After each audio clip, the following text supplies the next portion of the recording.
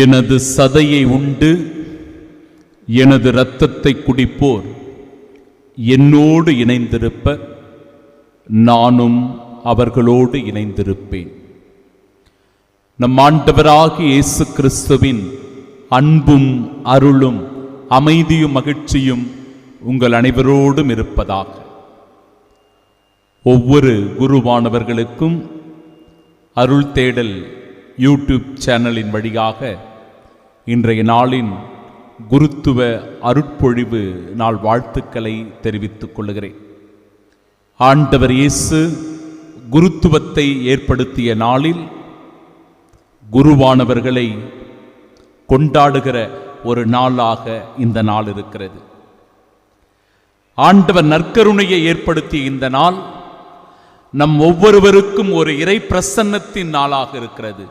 ஆண்டவர் இயேசு எப்பொழுதும் நம்மோடு உடன் இருக்கிறார்.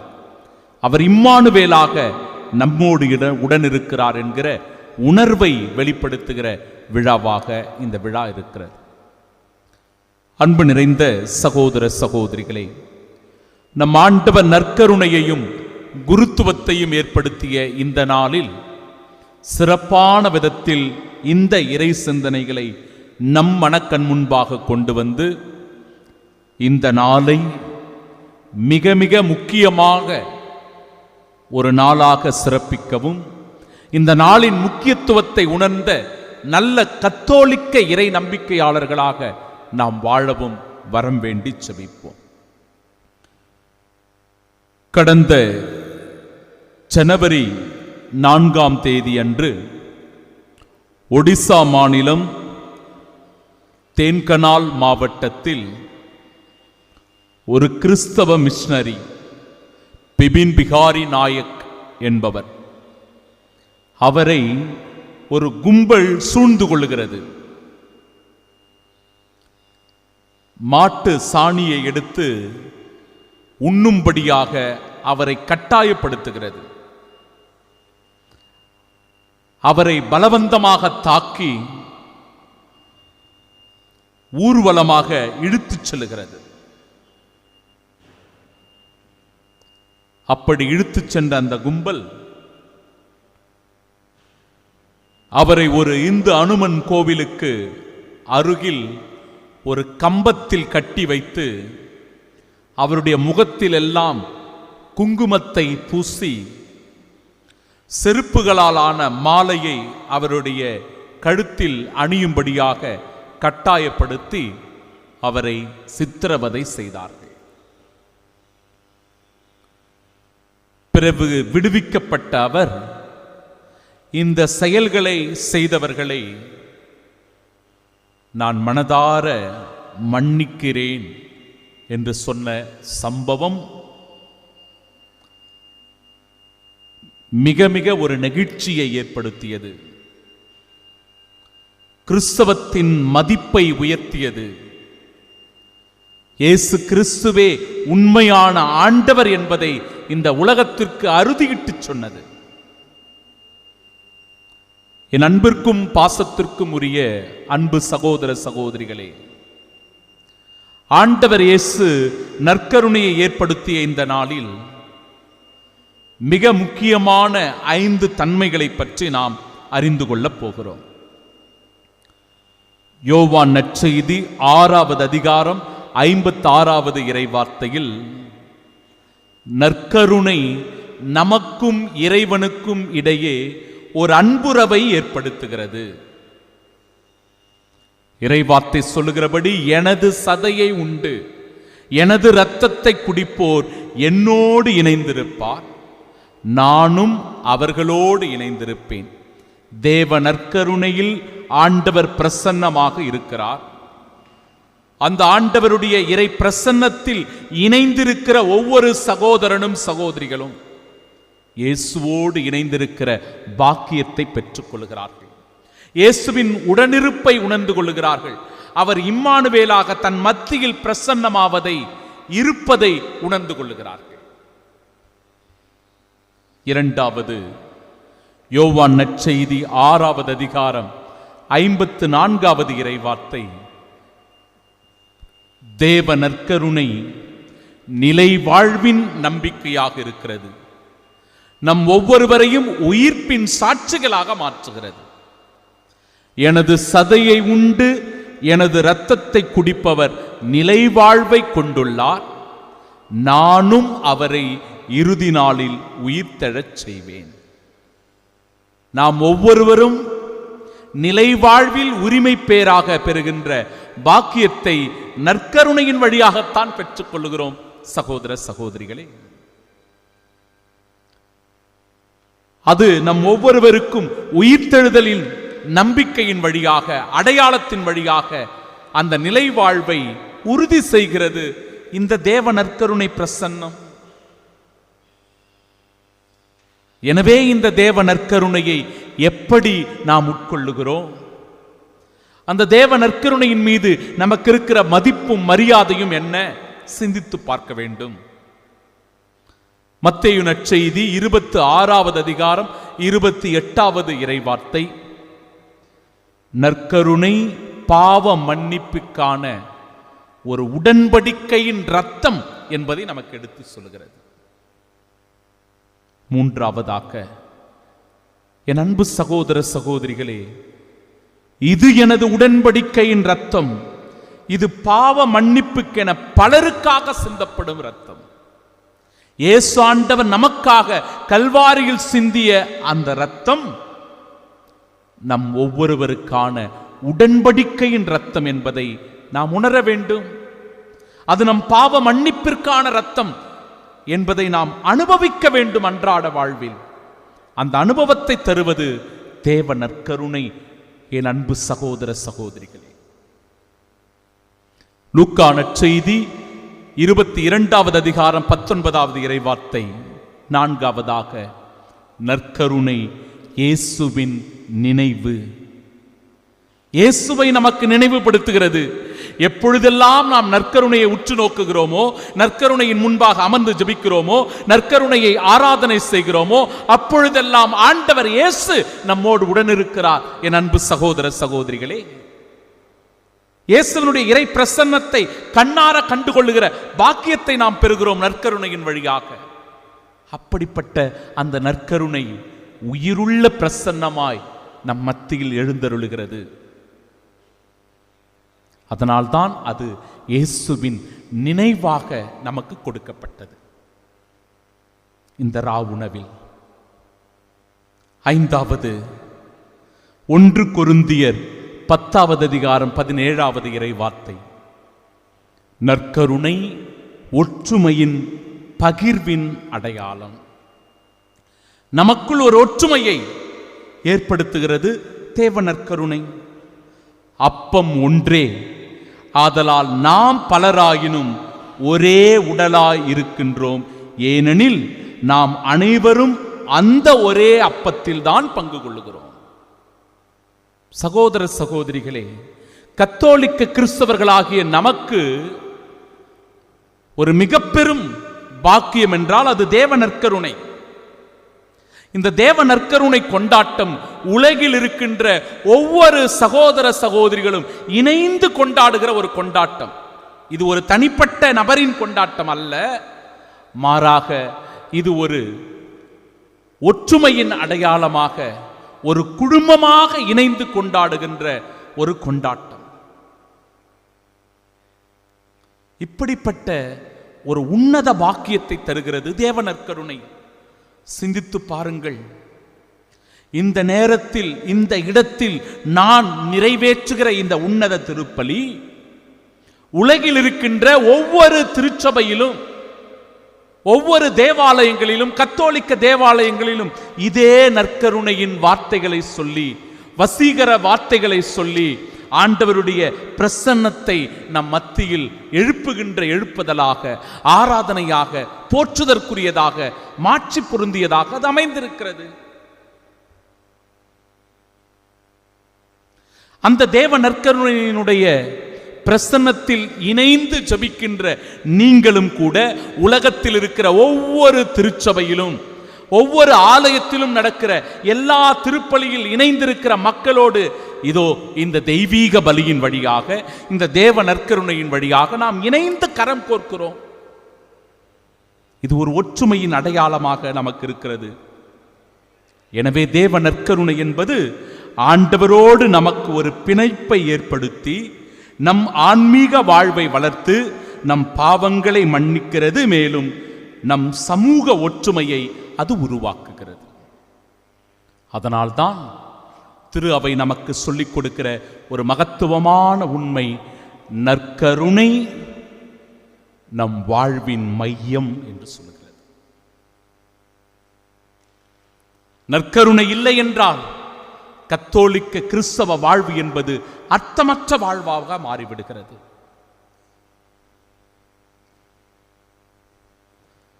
2006 அக்டோபர் 21 மெக்சிகோ நாட்டில் தூர் நகர புனித மார்டின் தேவாலயத்தில் அங்கு நடந்து கொண்டிருந்த தியானத்தின் போது வசீகரிக்கப்பட்ட அப்பத்தை கொண்டு வருகிறார்கள். அந்த வசீகரிக்கப்பட்ட அப்பத்திலிருந்து, அந்த புனிதமான பரிசுத்தமான இறை பிரசன்னத்தை தாங்கி இருக்கிற அந்த அப்பத்திலிருந்து இரத்தம் வடிய தொடங்கி இருக்கிறது. இதை அங்கிருந்த எல்லோரும் பார்த்திருக்கிறார்கள். என் அன்பு சகோதர சகோதரிகளே, 4 ஆண்டுகள் அந்த இரத்தம் உறையாமல் அப்படியே இருந்ததாம். பல அறிவியல் விஞ்ஞானிகள் எல்லாம் இந்த இரத்தத்தை பற்றி ஆய்வில் ஈடுபட்டார்கள். அவர்கள் சொன்னது, இந்த இரத்தம் ஏபி இரத்த வகையைச் சேர்ந்தது. இது மனித இரத்தம், குறிப்பாக மனித இதயத்தினுடைய சதை நாளங்களாலான இரத்தம். இதற்கு முன்பாக நடந்த நற்கருணை புதுமைகள் அனைத்தும் இந்த நற்கருணையினுடைய தன்மைகளை ஒத்ததாகவே அமைந்திருக்கிறது என்கிற மகத்துவமான உண்மையை சொல்லி, இதை எந்த அறிவியலாலும் நிரூபிக்க முடியவில்லை, ஏனென்றால் இது ஒரு தெய்வீக அடையாளம், உண்மையான அதிசயம், உயிருள்ள பிரசன்னம் என்று சொன்னார்கள் அந்த அறிவியல் விஞ்ஞானிகள். இதுதான் என் அன்பிற்குரிய சகோதர சகோதரிகளே நற்கருணையினுடைய தனிச்சிறப்பு. அதிலும் கத்தோலிக்க கிறிஸ்தவர்களாக இருக்கிற நமக்கு இது ஒரு மிக பெரும் ஒரு பெருமை. என்றால் ஆண்டவருடைய பிரசன்னம் எப்பொழுதும் நம்முடைய தேவாலயத்தில் இருக்கிறது. எப்பொழுதும் அந்த இறை பிரசன்னத்தினால் நிரப்பப்பட்ட ஆலயமாக நம் ஆலயம் இருக்கிறது. அதனால்தான் இந்த தேவ நற்கருணை பேழையில் ஆண்டவர் இயேசு எப்பொழுதும் வீற்றிருக்கிறார். அங்கு அந்த விளக்கு எரிந்து கொண்டே இருக்கிறது. வேறு எந்த திருச்சபையிலும் இது கிடையாது. கத்தோலிக்க திருச்சபைக்கே உரிய தனி சிறப்பாக இது அமைந்திருக்கிறது. சகோதர சகோதரிகளே, இரண்டாவது, ஆண்டவர் இயேசு குருத்துவத்தை ஏற்படுத்திய நாள் இன்று. குருத்துவம் ஒரு புனிதத்தினுடைய அடையாளமாயிருக்கிறது. ஆம் அன்பு சகோதர சகோதரிகளே, ஆண்டவர் நற்கருணையை ஏற்படுத்தினார், அதை அன்பின் அடையாளமாக மாற்றினார். அந்த தேவ நற்கருணையை அன்பின் கொண்டாட்டமாக அனுதினமும் நாம் கொண்டாட வேண்டும் என்கிற அழைப்பினை நமக்கு கொடுக்கிறார். இப்படிப்பட்ட ஆண்டவர் இந்த நற்கருணையினுடைய அடையாளமாக குருத்துவத்தையும் ஏற்படுத்துகிறார். மிக மிக முக்கியமான ஒன்று. குருத்துவம் என்பது இயேசுவால் அழைக்கப்பட்டு அவரது பணியில் பங்கு கொள்வதற்கான ஒரு சிறப்பான அழைப்பாய் அமைந்திருக்கிறது. இந்த குருத்துவத்தில் அர்ப்பணம் மிக மிக அவசியம், ஜெபம் அவசியம், எளிமையும் தாழ்ச்சியும் அவசியம், பிறர் நலமும் சேவை மனப்பான்மையும் மிக மிக அவசியம். விடுதலை பயண புத்தகம் 19வது அதிகாரம் 6வது இறைவார்த்தை, எனக்கு நீங்கள் குருத்துவ அரசராகவும் தூய மக்களினமாகவும் இருப்பீர்கள் என்று ஆண்டவர் சொல்லுகிறார். 1 பேதுரு 2:9வது இறைவார்த்தையில், நீங்கள் தேர்ந்தெடுக்கப்பட்ட வழிமரபினர், அரச குருக்களின் கூட்டத்தினர், தூய மக்களினத்தினர், கடவுளுடைய உரிமை சொத்தான மக்கள் என்கிறது இறைவார்த்தை. இன்னும் குறிப்பிட்டு சொல்ல போனால் யோவான் நற்செய்தி 15வது அதிகாரம் 16வது இறை வார்த்தையில், நீங்கள் என்னை தேர்ந்து கொள்ளவில்லை, நான் தான் உங்களை தேர்ந்து கொண்டேன். ஆண்டவர் மிக மிக தெளிவாக சொல்லுகிறார், குருத்துவம் என்பது ஆண்டவரால் வந்தது, இது மனிதனால் வந்தது அல்ல. ஏதோ நான் விரும்புவதால் இன்றைக்கு நான் குருவானவனாக இருக்கிறேன் என்று ஒரு காலம் சொல்ல முடியாது. மாறாக என் ஆண்டவர் விரும்பினார், என் ஆண்டவர் என்னை அழைத்தார், அவர் என்னை தேர்ந்து கொண்டார். அதனால் உங்கள் முன்பாக அவருடைய பணியை செய்ய ஒரு தாட்சியான எளிமையான உள்ளத்தோடு இந்த இடத்தில் ஒரு குருவானவராக நான் நிற்கிறேன். அதனால் தான் ஆண்டவர் சொல்கிறார், நீங்கள் என் பெயரால் தந்தையிடம் கேட்பதையெல்லாம் அவர் உங்களுக்கு கொடுப்பார்.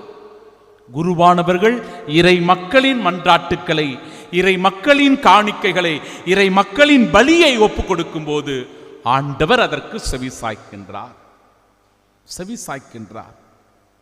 ஏனென்றால் ஆண்டவரே நம்மை அழைத்துள்ளார், அவரே நம்மை தேர்ந்து கொண்டிருக்கிறார். 2 தீமோத்தேயர் புத்தகம் 1வது அதிகாரம் 6வது இறை வார்த்தையில், உன் மீது என் கைகளை வைத்து திருப்பணியில் அமர்த்திய போது உனக்குள் எழுந்த கடவுளின் அருட்கொடையினை தூண்டி எழுப்புமாறு நினைவுறுத்துகிறேன். ஒவ்வொரு குருத்துவ திருப்பொழிவின் போதும் ஆயர்கள் அந்த குருவானவர்களுடைய தலைகளின் மீது கை வைத்து செபிக்கிற போது ஆவியின் வல்லமையினால் அந்த குருவானவர் அபிஷேகம் செய்யப்பட்டு தூண்டப்படுகிறார். எபிரேயருக்கு எழுதிய திருமுகம் 5வது அதிகாரம் 1வது இறைவார்த்தையில், மனிதர்களிடமிருந்து தேர்ந்தெடுக்கப்பட்டு பாவங்களுக்கு கழுவாயாக காணிக்கைகளையும் பலிகளையும் செலுத்துவதற்காக மக்கள் சார்பாக கடவுள் முன்பு பணிபுரிய அவர் அவர்களை ஏற்படுத்தினார். எனவே இது ஒரு அழைப்பு, அர்ப்பணிப்பு வாழ்வு வாழ்வதற்கான அழைப்பு, ஜெப தப முயற்சிகளை மேற்கொள்வதற்கான அழைப்பு, எளிமையும் தாட்சியும் கொண்டு வாழ்வதற்கான அழைப்பு, பிற நலனிலும் பிறர் சேவையிலும் ஈடுபட்டு வாழ்வதற்கான அழைப்பு, ஆண்டவருடைய பிரசன்னத்தை தாங்கி வாழ்கின்ற ஒரு வாழ்க்கை, பலியை ஒப்புக் கொடுத்து காணிக்கையாக்குகின்ற ஒரு அர்ப்பணம். எனவே இந்த அர்ப்பண வாழ்வை புனிதத்தோடு பயன்படுத்த வேண்டும். என் அன்பு சகோதர சகோதரிகளே, அன்பு சகோதர தோழமை குருக்களே, நம் குருக்களை நாம் அன்பு செய்ய வேண்டும், பாதுகாக்க வேண்டும், அவர்களை ஊக்கப்படுத்த வேண்டும், உற்சாகப்படுத்த வேண்டும். நம்மால் முடிந்த உதவிகளை நம் குருக்களுக்கு செய்ய வேண்டும். ஏனென்றால் கடவுளால் நமக்கு தரப்பட்ட கொடைகள் தான் நம் குருக்கள். அந்த குருக்கள் இருப்பதனால் தான் திருச்சபை உயிரோட்டம் உள்ள திருச்சபையாக இருக்கிறது. தேவனர் கருணையினுடைய பிரசன்னத்தின் வழியாக ஆண்டவர் நம்மோடு உடனிருப்பவராயிருக்கிறார். எனவே குருத்துவத்தை போற்ற வேண்டும், அவர்களுக்குரிய மதிப்பையும் மரியாதையும் தர வேண்டும். அந்த குருத்துவத்தின் வழியாக என்ன அருட்கொடைகளை எல்லாம் நாம் பெற்றுக்கொள்ள முடியுமோ அத்தனை நன்மைகளையும் ஆண்டவர் வழியாக நாம் பெற்றுக்கொள்ள வேண்டும். நம்முடைய பிறப்பு முதல் இறப்பு வரை குருவானவருக்கும் நமக்கும் ஒரு நெருங்கிய தொடர்பு உண்டு, நெருங்கிய ஒரு அன்புறவு உண்டு. எனவே குருத்துவத்தை போற்றுவோம் என் அன்பு சகோதர சகோதரிகள். இறுதியாக நமது ஆண்டவர் தன் அன்பு சீடர்களுடைய பாதங்களை தொட்டு கழுவிய நாள் இன்று. பணிவிடை செய்ய வேண்டும், அதற்கான அழைப்பாக இந்த செயல் அமைந்திருக்கிறது. இயேசுவினுடைய இந்த செயல் 3 உண்மைகளை நமக்கு வலியுறுத்துகிறது. 1 பிறரன்பு, 2வது தாழ்ச்சி, 3வது பணிவிடை சேவை. இயேசுவுக்கு நன்றாக தெரிந்திருந்தது, அந்த இரவு பாஸ்கா விருந்தில் தன்னை காட்டிக் கொடுப்பவன் இருக்கிறான், தன்னை மறுதலிக்கப் போகிறவன் இருக்கிறான், தன்னை ஏமாற்றிவிட்டு ஓடப் போகிற சீடர்கள் அங்குதான் அமர்ந்து கொண்டிருக்கிறார்கள் என்று இயேசுவுக்கு நன்றாக தெரிந்திருந்தது. தெரிந்தே அந்த பாஸ்காவை கொண்டாடுகிறார். தெரிந்தே தன் நண்பர்களை அன்பு செய்கிறார் ஆண்டவர் இயேசு. அன்பு சகோதர சகோதரிகளே, இயேசு அன்பின் அடையாளமாக இருப்பதால் நாமும் கூட அந்த புதிய உடன்படிக்கையின் அன்பின் அடையாளமாக மாற வேண்டும். நான் உங்களை அன்பு செய்தது போல நீங்களும் ஒருவர் மற்றவரை அன்பு செய்யுங்கள். ஆண்டவர் அன்பு செய்தார், அவரை போல நாமும் ஒருவர் மற்றவரை அன்பு செய்யணும். அவர் நமக்கு ஒரு முன்மாதிரியை காட்டியிருக்கிறார். வெறும் கட்டளையை மட்டும் கொடுக்கிற கடவுள் அல்ல, அவரே முன்மாதிரியை காட்டியதால் நாமும் அவருடைய அடிச்சுவடுகளை பின்பற்றி நடக்க வேண்டும். இது ஒரு தாட்சியின் அடையாளம். சேறு, சகதி, அழுக்கு, தூசி படிந்த கால்கள் அந்த இடத்தில் இருந்தன. அப்படிப்பட்ட அந்த கால்களை குருவாக, ஆசிரியராக, போதகராக, வல்லவராக, தலைவராக பார்த்த ஆண்டவர் இயேசு தாட்சியின் வடிவை ஏற்று அவர்களுடைய பாதங்களை கழுவுவதை பார்க்கிறோம். நாமும் எப்பொழுதும் எந்த நிலையிலும் தாட்சியான உள்ளம் படைத்தவர்களாய் இருக்க வேண்டும். எவ்வளவு உயரத்திற்கு சென்றாலும், எவ்வளவு பதவி, பட்டம், அதிகாரம், புகழ் நமக்கு வந்தாலும் நமக்குள் தாழ்ச்சி இல்லை என்றால் அவை அத்தனையும் வீண்தான். சகோதர சகோதரிகளே, ஒவ்வொரு குருவானவரும் தாட்சியின் அடையாளமாய் இருக்க வேண்டும். ஒவ்வொரு கத்தோலிக்க இறை நம்பிக்கையாளர்களும் தாட்சியை அடிப்படையாக கொண்டு தன் வாழ்வை நடத்த வேண்டும். மூன்றாவதாக பணிவிடை, சேவை. சின்னம் சிறிய என் சகோதர சகோதரிகளுக்கு நீங்கள் எதையெல்லாம் செய்தீர்களோ எனக்கே செய்தீர்கள் என்கிறார் ஆண்டவர். அதனால்தான் அன்னை தெரேசாவை இன்றும் நாம் போற்றி புகழ்ந்து கொண்டிருக்கிறோம்.